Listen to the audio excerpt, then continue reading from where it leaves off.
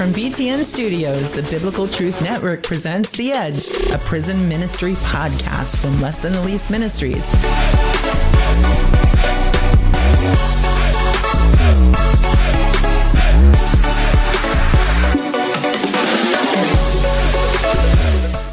Hey, everybody, I'm Bill. And I'm Stephanie. And you're on The Edge. Hey, good to be back with you all.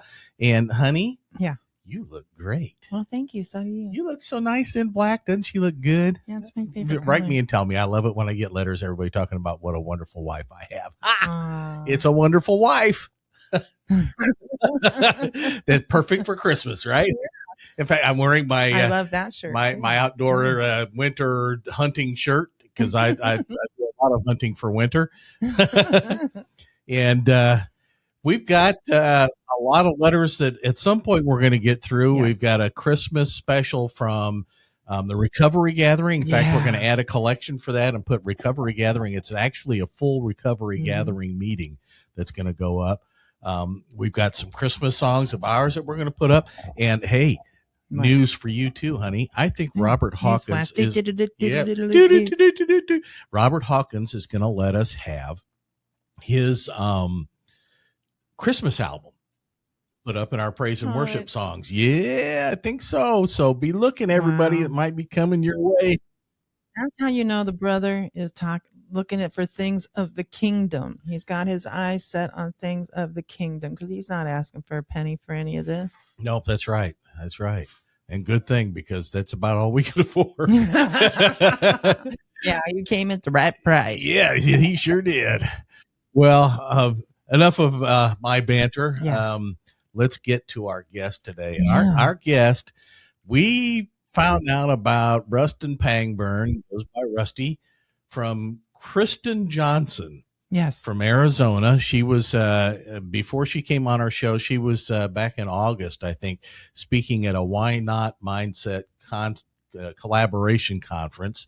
And she told us about it. And so I looked him up on the interweb and on LinkedIn, and we connected up and everything. And we had a little pre-interview with him. And we've been trying to pull this together for some time with technical difficulties and everything else in the way. But guess what? That problem is solved. That means there's going to be some word for one of you, a few of you probably out there today that you needed to hear because the ghost was trying to get into the machine. Let me tell you. That's a fact. That's a fact. When the devil's trying to stop it, there's something to it. Exactly. And with that, we're going to welcome him in. Rusty Pangburn, welcome to The Edge. Thank you for having me. Thank you for inviting me. We did have some technical issues, but we are not going to be stopped. The Lord is going to win. That's a fact. Yeah, you know, and why not? Yeah. Why not keep pushing? Why not keep pushing forward? Yeah, why not? Why not not take no for an answer? That's right. And Rusty is an author. He is a founder of a 501c3 nonprofit organization. He does blogging. He does podcasting. You name it. He's into it and he's doing it. And he is also formerly incarcerated. Yes. I don't think I'm giving away the whole story there. Mm-hmm. And one of his first blogs, because I was looking through all of his blogs, and one of his first blogs really caught my attention. Rusty, it was the one where you were talking about setbacks and comebacks. And I'd like to hear you talk about that for just a little bit. You know, before he starts, I'm sorry, Rusty. When I was looking over that, why not face your fears? I loved that one. Yeah. Because we know where fear comes from. We sure do. It sure doesn't come from God. It sure doesn't. Well, I knew for me, my rock bottom didn't happen when I was arrested. My rock bottom didn't happen when I got raided. My rock bottom happened the day I was released, because that's when I stepped out into a world that no longer saw me as Rustin Pangburn. It just saw the felon across my chest. Federal inmate 187-97045. That's who I felt I was. And I had to tell myself, why not keep pushing? When the when the world tapped me on the shoulder and said, hey, you're not going to make it, which it wasn't the world, it was the devil, was going to tell me, you're not going to make it, you're broken. I had to answer back, why not? If I can survive prison, if I can survive the pain, the desensitization of what dehumanization of what incarceration puts you through, then I can survive this. And I have the most important person on my side. I have God on my side. And Amen. I heard something the other day that really caught me. You feel relaxed when you're on a plane and you don't know the pilot. You feel relaxed when you're on a ship and don't know the captain. Why won't you be relaxed in life when you know who's taking the lead? God. That's right. Just relax. Relax. Yeah, that's and fact. It's a lot easier said than done, but I wasn't going to let my number defeat me. I was going to reclaim my name. I'm not a number. I am Rustin Pangburn, and I had to reclaim it. And you know, that whole concept of setbacks, some people tend to think of setback as something external that happens to you. I lost my job. I got some kind of diagnosis of cancer or some kind of betrayal or some unforeseen challenge. But the setbacks that our incarcerated brothers and sisters and you and I have had to deal with are setbacks that we caused ourselves through bad decisions, addictions, pride, fear, procrastination, sin. And don't those often cut deeper? You know, when someone says, well, you did this to yourself, that doesn't actually make it any better. Yeah, no, it doesn't help the situation. No, that actually makes it a lot worse because they carry shame, not just pain. They challenge our identity, not just our circumstances. We feel responsible, not just affected. They're harder to talk about, which means fewer people ever process them in healthy ways. And one of the things that people that are not incarcerated don't understand is when you're doing your time, you have a lot of time to think about what you've done. Yeah. And in some instances, you have a lot of time to think of the chaos and destruction that the devil let you have, that was caused. And I took responsibility for my actions, but I realized the path of destruction, of chaos that I left. And it was just, it just ripped me deep. And though all that's healing, I still have the scars from that. You still show your scars. And now you just have to let your scars be your teacher. Amen. Amen. And in fact, isn't that often your greatest teacher, that setback that you caused yourself? Yeah. Yeah. Learning from it. Yes. Yeah. Yes. It's only a failure if you don't learn from it and correct it. Correct. Otherwise, it's a challenge that you had to face. I think it was Thomas Edison, after he had failed to invent the light bulb for the 1,000th time. He said, you know, I now know 1,000 ways not to do this. Yeah. He said, why not? Yeah. Why not? That's right. Why not do it this way? Exactly. Yeah. Why not keep trying? Yeah. Well, so now you got out, you had that huge wall in front of you. And, you know, we introduce you as an author. You've got a nonprofit organization. You got a website. You got a podcast. You do blogging. You've got all this stuff going on. But it all sounds magical, but it's not magic. There's a lot that goes into doing that. And you're still kind of getting started. Yes. Which is one of the things we loved about you.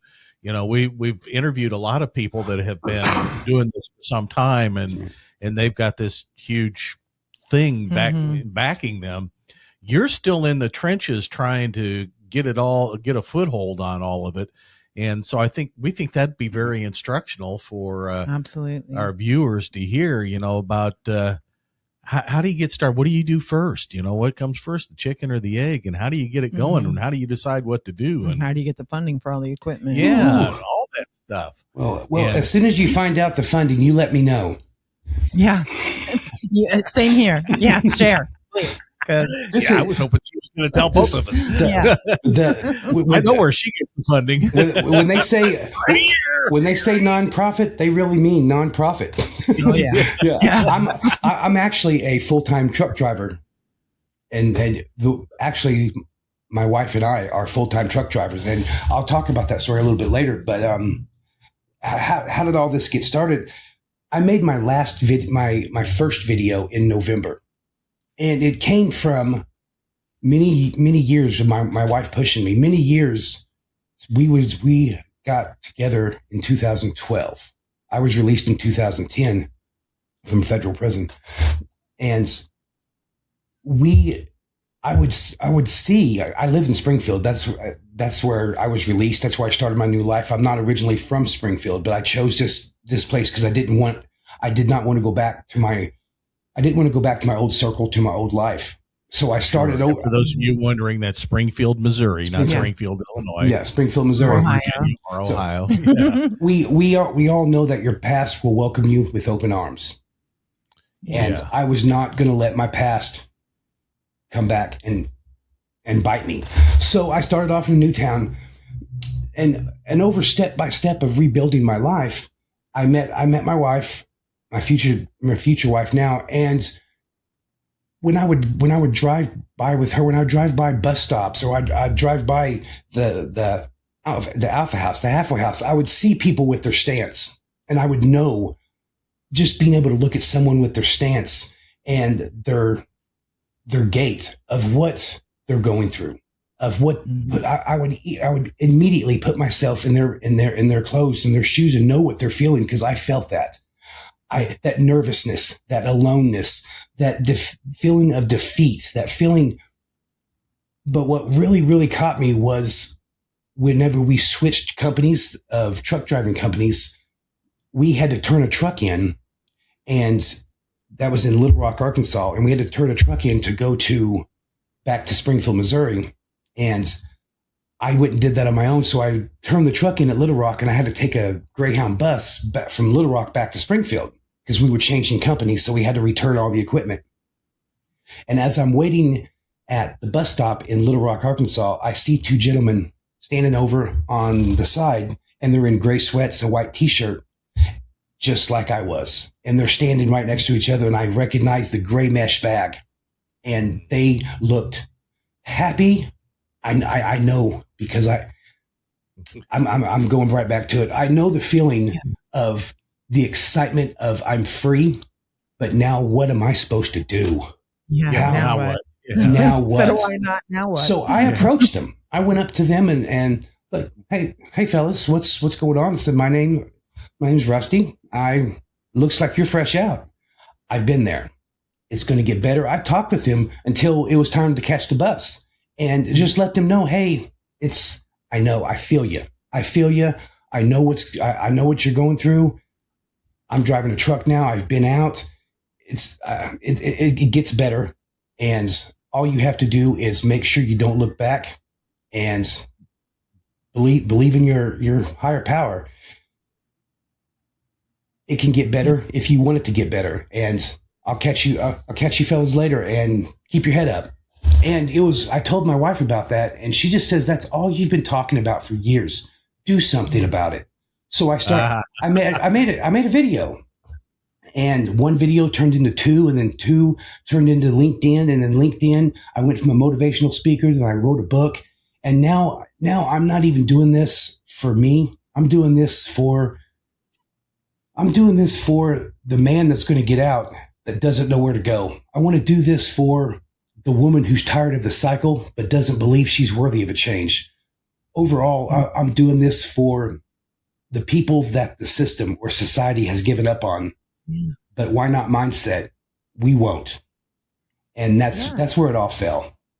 Anyone that feels that's coming out feeling like a failure, feeling like they aren't worthy, aren't worthy by worldly standards, and just and that could have started early in your childhood, of being told you were worthless. Yeah. And coming out of prison with that added shame, it's just And now let me ask you, were you a truck driver before you went in?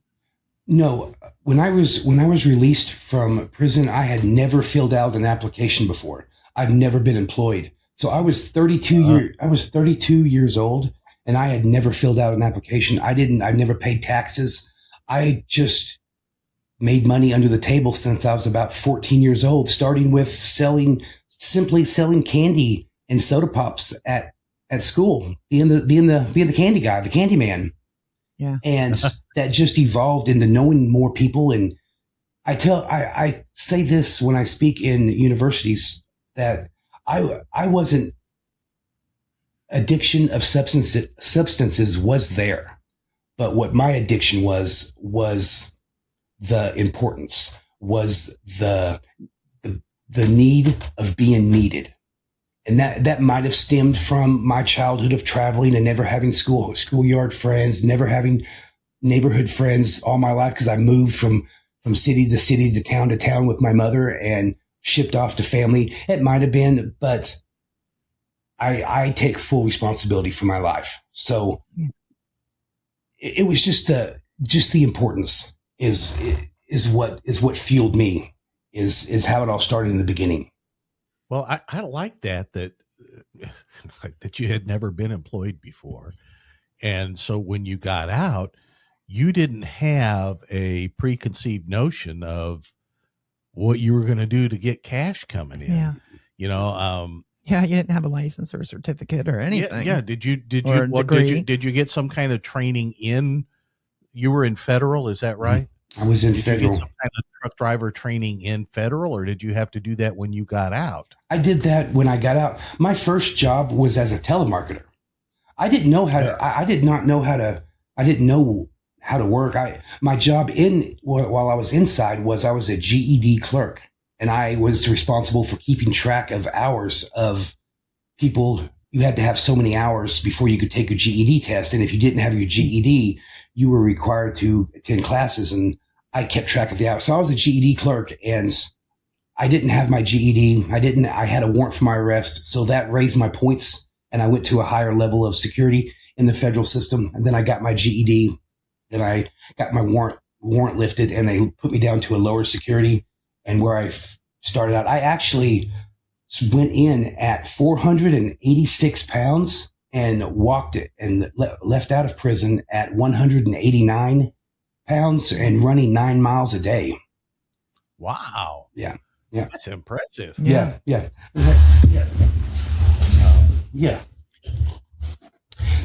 That running will make you lose weight. That's how I used to drop all my weight. I would run 5 miles. 486 pounds. Dude, you were okay. Yeah. Look at that. That's that's the medium security. Send me a picture of that and I'll put it up on the screen. Yeah. Here. You were the big man on campus. Yeah. Now, did you have a prison nickname of Tiny? How did you know that? Like that went by Tiny. How did you know that? There was a time in the middle of transition when I was called Tiny 290. There you go. When I got the bald out, guy is always curly. Yeah. Yes, right. When I got out, and I had probation stacked on top of 50-year TDC sentence, and I went to register for probation, I had to fill out this long form, and one of the things on it said, "List the names of everyone you've lived with for the last 10 years." So I put down Tiny, 99, Leatherface, Certified, Your references. These are the people that I've been living with, Furball. I mean, and Norman, Yeah. There's always that one. There's always that one. Oh, Chuck up front. Yeah. Chuck in the front. Okay. So you got your truck driver job. So all of this other stuff you have to do in addition to trying to work the full-time job so you can keep the money coming in to pay all the bills and to pay for, it's not free to register a 501c3. Right. Doing podcasts isn't free. It takes equipment and software licenses and all kinds of stuff. And also, as soon as you get out, you already have bills.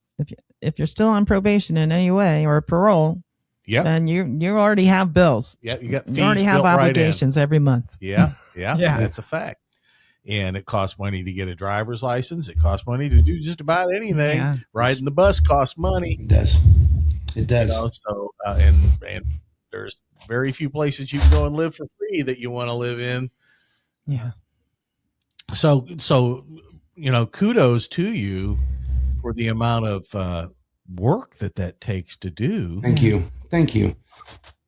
You've got to have some kind of support system now. I think, of course, you're married. Your wife helps in some way, right? Yeah, I mentioned before, my first job was as a telemarketer, and that was after probably 300 no's I've heard we're not going to hire you in every single way you can say it nicely. Nice. But it was that first yes, the power of that first yes. When I walked into that telemarketing place and I began to tell them that spill of, yes, I'm a felon, and I'll explain in person. I got tired of writing it all down. He stopped me. He goes, "Let me stop you." He said, "Can you talk on the phone?" I said, "Yeah." "Can you start tomorrow at 9 a.m.? I said, "Yeah." He goes, "You're hired." That was it for me. For me, that was my why not moment. Why I kept pushing and putting in one more application after one more application, and why not giving up, because I got that first yes. And that first yes, I didn't like telemarketing. I sold timeshares. I was that guy who would call you that you wanted to hang up on. That was me. Yeah. I didn't like that. I don't hang up on you. I have fun with them. He does. But I didn't like that job. So what I did was I kept that job, and on my days off, I didn't go to the movies. I didn't go try to run around. I looked for another job, and I found that second job. My second yes was at a nursing home doing laundry. And then from there, I was promoted to being a janitor, which they called floor tech. Janitor, if you want to be mean about it. It was floor tech. And from floor tech is where I met my wife today, Ashley. I met my future wife, and she talked me into going to the DON, Department of Nursing, the head of nursing, and tell them that I want to be a CNA. And they said, "Of course, we'll send you to school the residents love you. Everyone loves you." So they sent me to school, and I became a certified nursing assistant with Ashley, my wife. And we did that for a couple years. And then we wanted something better. Yeah. And she said, she told me from the beginning that I was husband material, and that she saw something in me. And she is a devout Christian. She studies Hebrew and translates Hebrew. And she said she has never seen me as my crime. She's always seen me as Rusty. So what we did was we literally Googled what is the highest paid profession without a college degree. And third on the list is transportation. So we both made the jump and went to trucking school and went to school and then got keys to a truck together. And we've been driving a truck together ever since. And that's lucrative. It's one of the most lucrative things a person can do that doesn't have skills, or it doesn't have, even though you have your certification, you're still going to get more money as a truck driver in a lot of things. And what I learned is that it's out there. I had to learn that you may have to get a job before you can find a career path. But you can get a career pathway. There is a pathway towards a career. And once you feel that first career, once you get that first yes and the second yes and the third yes, you do start to feel that momentum. And again, I just let God just take control. God just moved me. And I don't think I know God. My wife was my reward for not going back. The devil gave me a lot, and God stripped it all away from me and said, "I have a plan for you." And I didn't find God inside prison. I found God when they rappelled through my windows and hit those flashbangs, and they came in with their guns and they pointed them at me. They didn't make me get on the ground. I fell to my knees, thanking God this is over. That's when I met God. If I'm sorry if I'm talking too much, but no, I love to hear you talk about. I want to go back a little bit, and I just love hearing and listening to the positivity, just the affirmation, the wonderful way you speak about your wife. Bill does the same thing. And I had never heard men speak about their wives like that until Bill and now you. And I just love hearing men that really do appreciate the women that they have in their lives. Thank you. My wife is my angel in the rain. She has been with me through the worst of times, when we have been down, when we have been up, she is my rock. She is my what they call ride or die. She has my back, and she is the one who will tell me, you're getting a big head. She's the one who will tell me, slow down. No, she would be what you would call not my board advisor. She's my advisor. She's your rudder. She is. Yeah. When I shut down the computer at night, when I leave campus or I leave a facility and I come home and I discuss with her, she really gives me a rundown and tells me how I did, what I need to do next, how I need to go about next. And at the end, I'm so proud of you. I love you very much. Yeah. And she is my solid rock. She's God's gift. God gifted her to me. That's my blessing. Absolutely. Amen. And I think it's important to point out something that we talk about frequently when we get these letters. You weren't looking. You didn't hit the ground saying, I got to get me a woman. Yeah. I didn't. I didn't feel I was worthy. I knew when I was released, before I got released, they sent me a piece of paper. This was the federal system. They sent me a piece of paper that said, we have notified Springfield, Missouri, and let them know that a known drug trafficker is going to enter their area. And they gave me a copy of that. And then I got a copy back from the Greene County Sheriff's Office saying, we accept a known drug trafficker is entering our area. So you automatically, before you get released, Rustin Pangburn isn't getting released. A drug trafficker is being released. And that's how, and that's how you're being released as a drug trafficker. I have never been able to have children. I was born and I wasn't able to have children. And like I said, here's more proof that God is great. He has given me a wife. And when we got together, she had a daughter. And now the daughter has had a son, and I have a grandson. I have a wife and a grandson, and I was born and went my whole life thinking I didn't deserve a family. I got out of prison not even considering I was worthy of even a job, let alone a family. And now, through the blessings of God, I'm married with a grandson, with my treasure in life. That's my treasure, is my family. And that's the difference. You didn't force it. You waited for God to bring about the right woman for the right time. And it's just not men looking for women. It's women looking for guys. They got to have that guy. Mm-hmm. No, God. And if you force that, and if you try to go for for a woman real quick or a man real quick, then you're not getting the person that God means to bless you with. Mm-hmm. You're getting the person maybe that God plans on blessing someone else with. Exactly. Yeah. Exactly. And so that's a huge hint to y'all. That shouldn't be one of your immediate objectives. In God's timing, and God knows it's not good for us to be alone, but God chooses your mate. And when you're ready for them. Yep.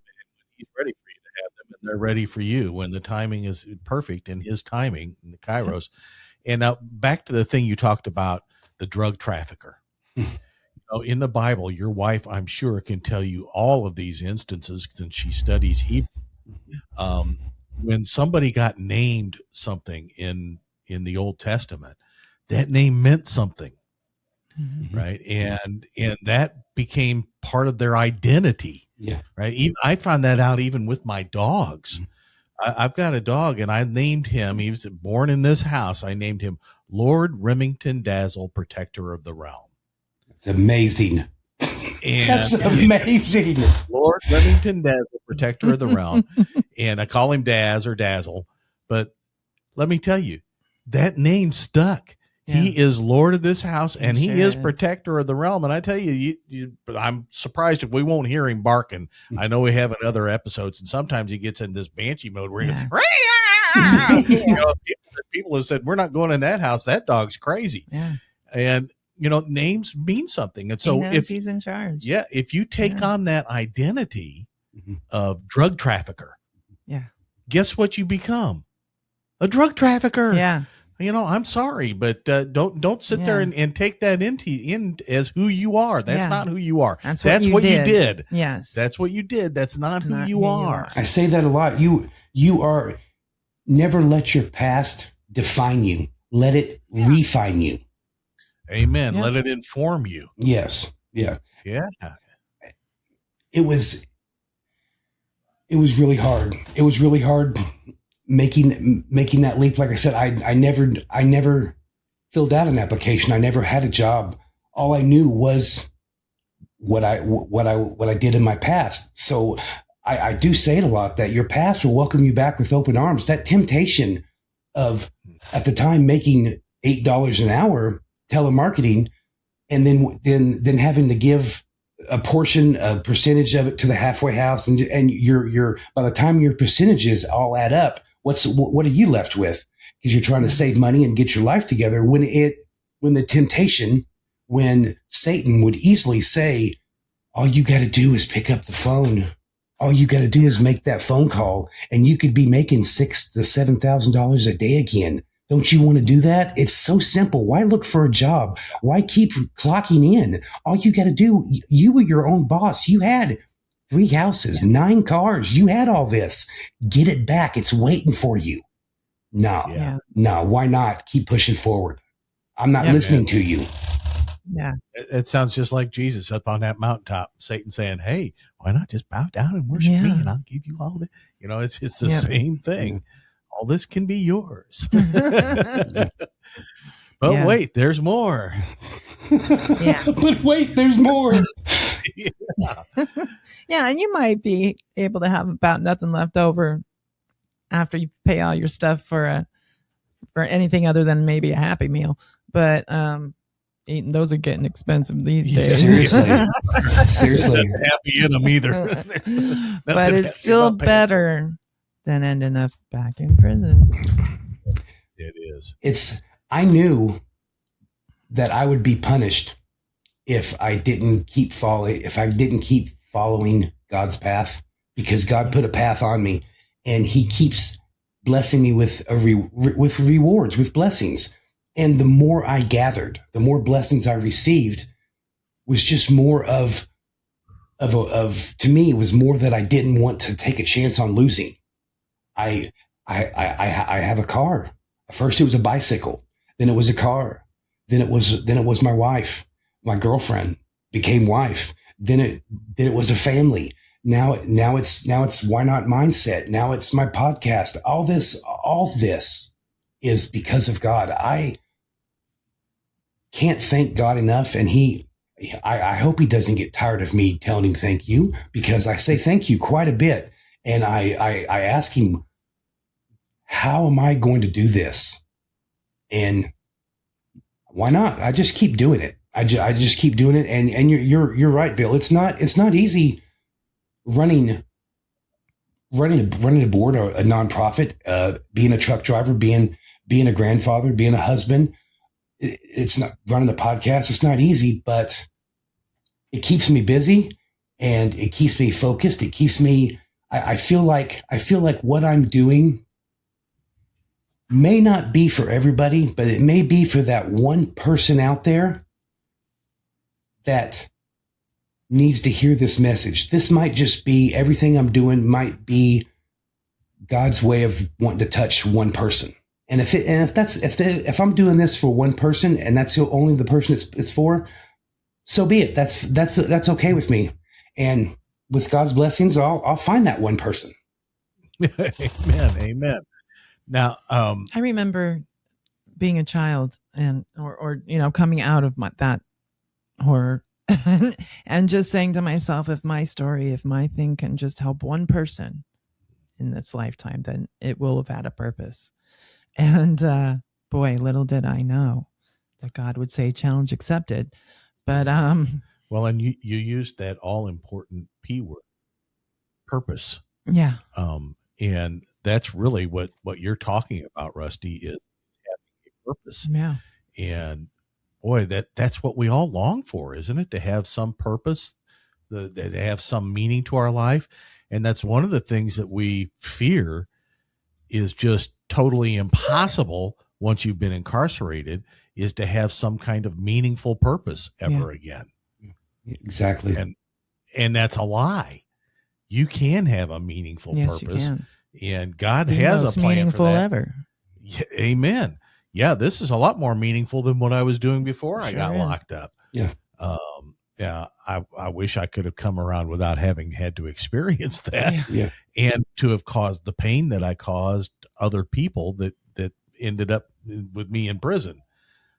Not just because of what happened to me, but because of what I did to others. And so having that purpose is part of the motivation for not going back to the old ways, because now I have a purpose, and not only would I be giving up all that I have, but I'd be betraying my own purpose, right? And all this stuff that I've done would lose all of its value. The testimony becomes worthless at that point. Yeah. So it's a motivation to stay on the straight and narrow. Yeah. And it seems like since I started doing this, more doors have opened up in the right direction. There have been some doors that's closed. I've started creating good relationships in Springfield, Missouri with construction, CMC in Springfield, Missouri, creative modular construction. We're in the middle of building a great relationship for job opportunities. I'm getting real close connections with Missouri State University, with Ozarks Technical Community College, with nursing homes to try to provide a career pathway, a career opportunity. So when you get out, what I'm working on next is housing. You'll need to send us, keep us updated as you're going through these things and what's available through your ministry at in that area, so that we can share that with people when they are asking us. Yeah, because we get letters all the time. Yeah. I did re-update my website, and on my website there is my address, because we are very new. What I don't want to overstate. So what I can state is what I can offer right now is mentorship and guidance. And well, with your permission, I'll put that up on the screen for people to write to you who are incarcerated that are watching this. Of course. And if you'd like to, there are many looking for mentors. Get in touch with Rusty. I know that he will do his best. Now, I don't know what your stack of mail might look like, but everybody, you've got to be aware that sometimes the amount of mail that comes in is just overwhelming, and it's hard to get back to everybody. Yeah. It's no slight on you or any slight on Rusty if he can't get back to everybody. And sometimes right away. It's 3 weeks before the letter even gets here. Yes. Yeah, that's true too. Yeah. So, yeah. And so just be patient. Yes, please be. I say that, please be patient, but I will do my very best to answer emails. I will do my best to answer all the letters. I opened a PO box, so it's Why Not Mindset. What is it? Care of Rustin Pangburn at Excellent. What is it? PO Box 11474, Springfield, Missouri 65801, something like that. Of course, it'll be up on the screen here. We'll put that up in post-production so everybody can see it. Because we don't have an office yet, and we're in the early fundraising stages. We don't have an office yet, so everything is run out of my house. Of course, I can't give my address to where I live. But, No, and you shouldn't. Yeah. So, but but I do have a PO box, and that's what we'll use. In Yeah. fact, we have a PO box too, and we're working out of our house right now. Yeah, we don't have an office. I would rather use that money to pour back into the ministries that we do rather than to rent a building. Honestly. Exactly. Yeah. Now, I don't want to run out of time before we have a chance to talk about your book. The one, give us a little. Give us a plug. Yeah, give us a little blurb. Your mindset matters. That's right. And now that's interesting because there's kind of a double entendre there with the matters. Not only does your mindset matter, but there are matters about the mindset, right? There are some things in there about mindset. Tell us about your book. Well, I will read if you just a little. This book is my journey from incarceration to transformation. And you're not going to find anything in my book about my past, about my criminal history. It's not discussing what I did to get where I was. It's about what I did to get to where I am now. And it's about the life lessons I learned along the way. It's about your climb up from the bottom. Yes. If people are wanting to read a crime novel or wanting to read how did I become fat boy, AKA fat boy for the federal government, you won't read. This is not the book for you. Yeah. I would say chapter 10 sums this book up quite a bit. It is, if you wouldn't mind, I'll read this. If you don't mind reading, just read a little bit. Yeah, it's chapter 10 called "The Ripple Effect." It says, "There was a day not long after I started to rebuild, when I was sitting on a park bench, enjoying the simplest pleasure of just being outdoors. An older man who looked like he was carrying the weight of the world sat down near me.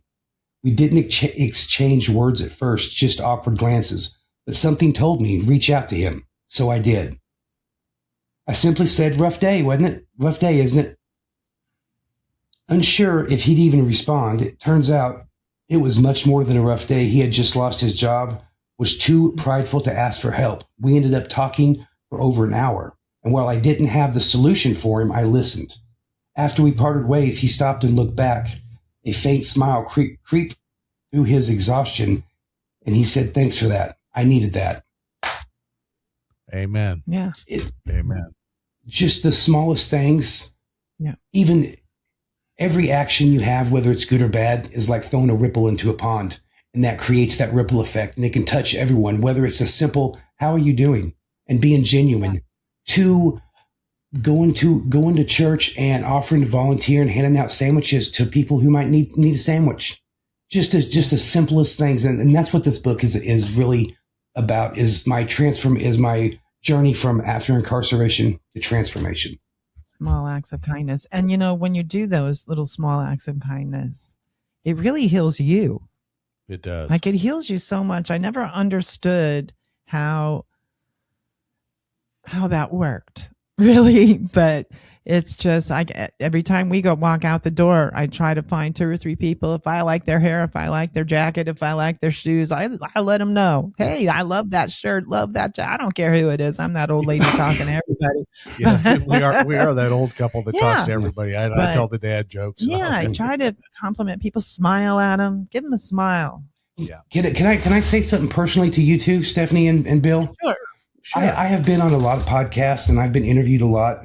And this is the most time I've laughed during a podcast. This is the most fun I've had. We've laughed. It hasn't been all serious. And you haven't asked me one time what I was incarcerated for. I don't mind saying it, and I would like to say it because I know you mentioned this is going into prisons. But before you do, let me just tell you my theory on that. Yeah. Here's one of the things that happens when you say I did X, and I spent Y years in prison. All of a sudden, all the rest of that, people begin calculating, well, he did this and I did that, and I did this much time and he did that much time. I got more time he did for the same crime. no wonder he's doing so well, because he didn't do as bad as what I did, or start the it comparison becomes game. a comparison game, and all of a sudden all the rest of this goes out the window. Yeah. When really the whole thing about your success is that it doesn't matter what you did before. That's Thank all you. in the past. What matters now is where you're going. 100%. Right? It's that why not mindset. That's what matters. The mindset matters, not what I did. Exactly. Mindset matters. Thank you.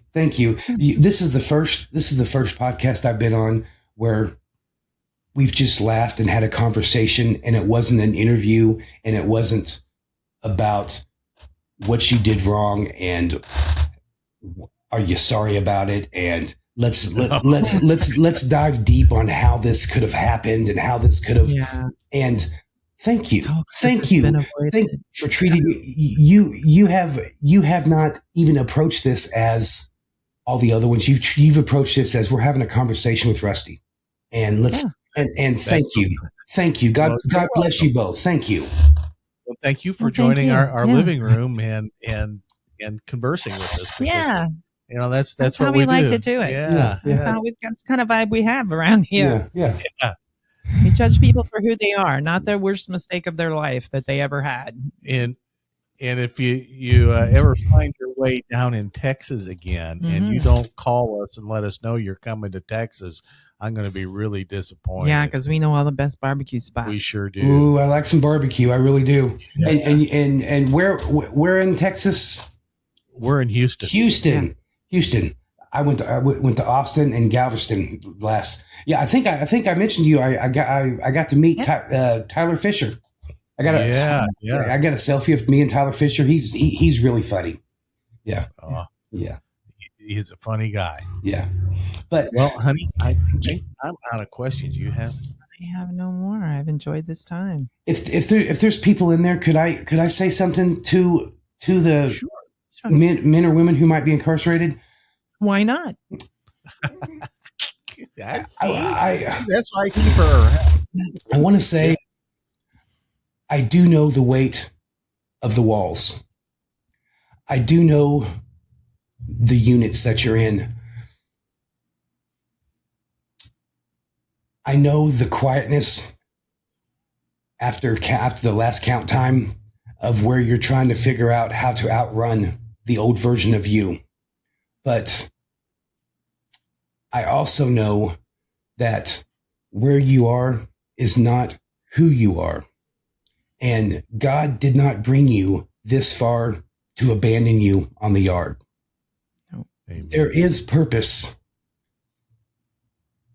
There's purpose in you that the world has not met yet. And when you truly decide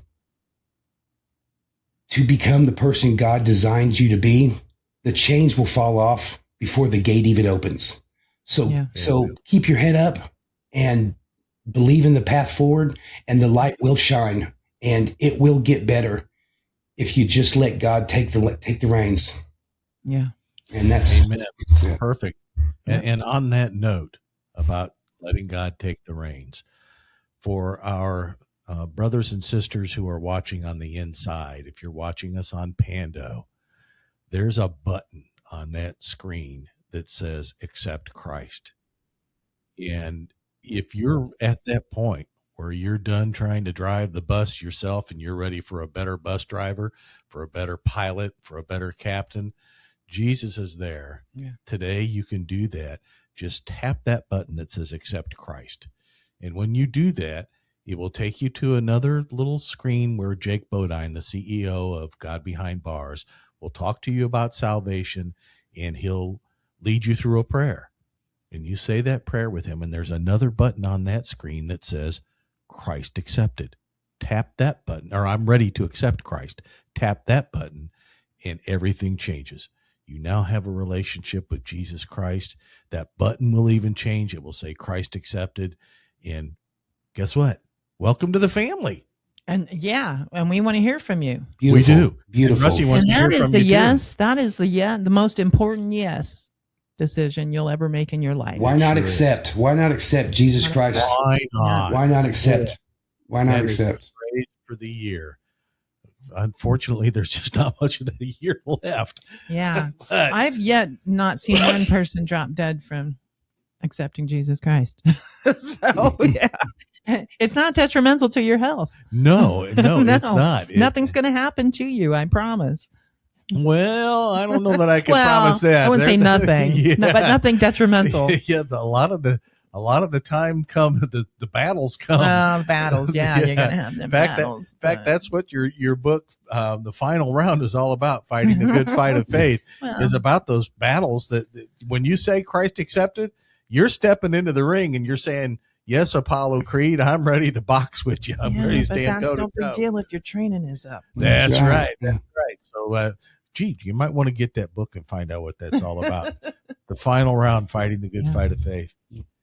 Okay. And mindset matters. Mindset matters. Sorry, Rusty, Rusty my Pangburn. brain. I did way too much marijuana in my young days. I can't. I have no memory left. You can find me on www.whynotmindset.net. There's a section to contact me. There's a section to write me. Bill and Stephanie said they would put up my information. It's going to be right up here right now. And just reach out, and I will always be there for you as much as I can. I will answer every letter as soon as I can. As soon as I can. Your letter will not be forgotten. There you go. And if you ever have another one of those collaboration conferences, you're going to have to let us know. Yeah, of course. We are actively trying to prepare with one through O'Reilly's and through our Why Not Mindsets Bank, which is Guarantee Bank, to put another one on in April. And and the first week of April, where there's going to be criminology students and professors that are going to join. It's going to be called Bridges, Not Barriers, Reentry Conference. And we're trying to put that together and get sponsored so far with Guarantee Bank.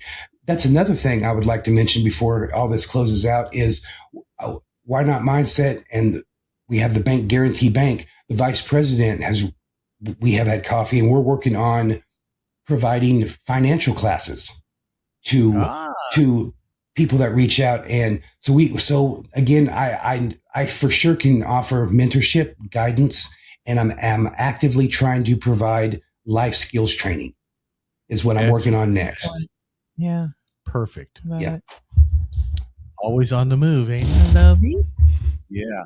Rusty Pangburn, thank you so much for being with us today. We really appreciate it. We look forward to hearing from you. It was great We're going to put up our you. We're going to put our address up there too. You can write to us. We'd love Absolutely. hearing from you. Thank you so much for having me on. Anytime. Yeah. Well, yeah, and we want to hear updates. Yeah, we do.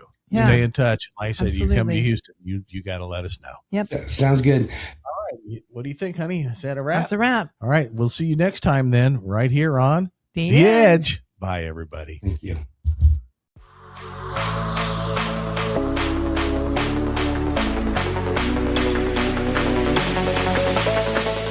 Hey, thanks for joining us today on The Edge, a Less Than the Least Ministries podcast.